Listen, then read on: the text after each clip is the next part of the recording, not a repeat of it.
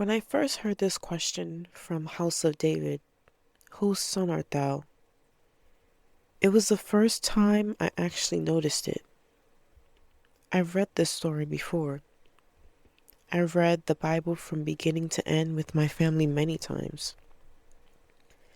I knew the story of David. I knew what happened and what was going to happen. This happens just after David and Goliath. David kills Goliath. And yet, this part breezed over my head. I wasn't paying attention. I read this story before in a general sense. I knew the full story growing up, but I didn't know the details. So when I heard this question, it puzzled me. It puzzled me because even though I knew the outcome, this question made me pause. Why would Saul ask this question? After everything that just happened, after David kills Goliath, why this question? I didn't even realize there were moments in between like this. When you read the Bible, the stories move quickly from story to story. And sometimes you skip over the little details. That one word, that phrase, that question. But hearing this question made me slow down and really reflect on David. Who he was, who he was supposed to be, and what was happening during the time Saul lost favor with God. This question stood out to me because I kept asking, why did Saul ask this at such a pivotal moment? Sometimes when we hear stories we've heard before, we listen to what we want to hear. We read what we want to see. And everything else just breezes over our head. Sometimes we have to read out loud. Sometimes we have to really pay attention, word by word, line by line, to take in what's actually being said. That's why going back to the scripture matters.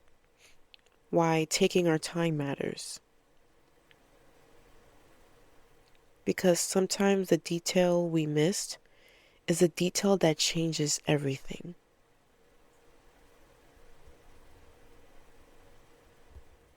And this is what Saul asks. And Saul said to him, whose son are you, young man? So David answered, I am the son of your servant Jesse, the Bethlehemite. As I continued to reflect on this story, really sitting with this question, I started to wonder, was Saul actually confused? Was this confusion tied to the Spirit of God being removed from him? Was it a memory issue? Or was Saul seeing David in a different light? Was Saul asking, who is this young man really? What is he capable of? I know what he's done for me. I know how he served me. But I'm seeing him differently. Is this David, the David I thought I knew, really who he is? Or is there more to him? Now that made me wonder, was this a memory issue, a perception issue, or a discernment issue? Because discernment comes from the Spirit of God.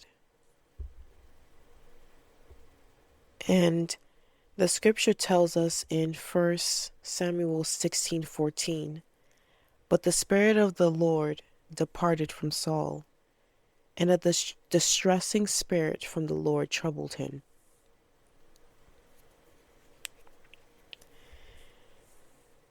That moment was the beginning of Saul's downfall.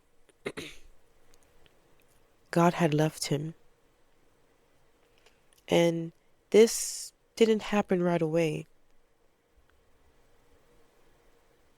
The more time I spent studying this story, the more I realized it was mirroring the season I was in. I recognized the question first, but it took time for God to reveal what I was meant to learn from it. And that's when it turned inward. I realized it wasn't just something I was asking about Saul and David. It was something I was asking in my own life. I was a clerk. I was an usher.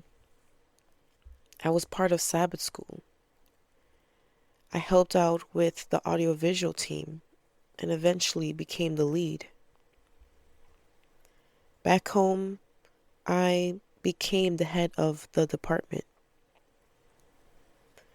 I was doing everything, and sometimes it really was everything, or at least sometimes I thought it was. My Sabbaths weren't restful anymore. People needed this, they needed that, they needed my help everywhere. By the time the sermon started, I wasn't listening. I was sleeping. I wasn't listening.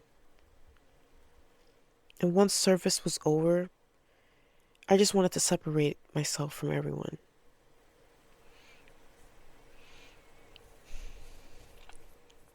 When I think about David, it makes sense. Before Samuel comes to Jesse's house, we don't know much about David's life. 7 sons were brought forward, but David, the 8th, the youngest, is left in the field. He wasn't even called. But we know this: David was overlooked. He was overlooked. And then David is anointed king and heads back to the field. Later, he's brought into Saul's palace, but only as a musician. That's all Saul knew him for. Over time, that made David invisible. And that felt familiar, because my position became what people knew me for. They relied on me. It felt as if they couldn't function if I wasn't there. It was told to me many times. They knew what I did, but they didn't know what it cost me internally. Just like David. When I came to Boston, to my new home, to my new church, I liked being unknown. It felt like protection. But over time, especially post-COVID, I started to feel that weight again. And maybe that's why Saul's question hit so differently. When David steps out of the field and into visibility again, Saul doesn't even recognize him.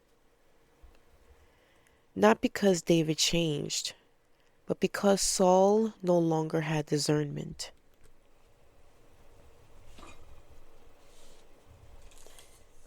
David steps out in faith. No one asked him to fight Goliath. He volunteers. And now Saul sees David doing what he and his army couldn't do.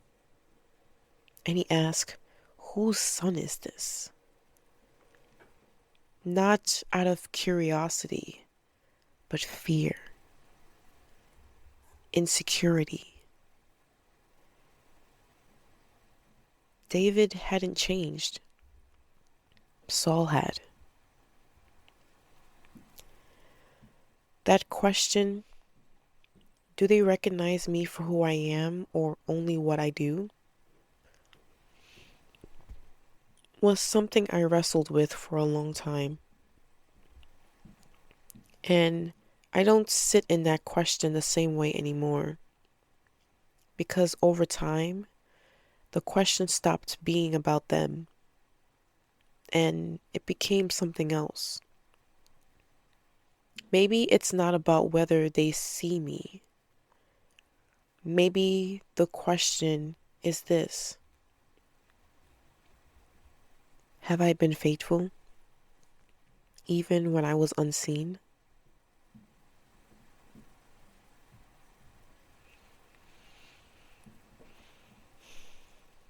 And I'm still waiting for God to reveal the lesson. Or just to remind me of what He's already done in my life. For now, I'm still reflecting, still paying attention, still allowing God to show me something new. Sometimes the confusion isn't about change. It's about people trying to make sense of who we are when we no longer fit the version they're familiar with. And not everyone will. Some will recognize what you've done, but struggle to see who you're growing into. That doesn't mean it's unclear or you're unclear. It means the season has shifted.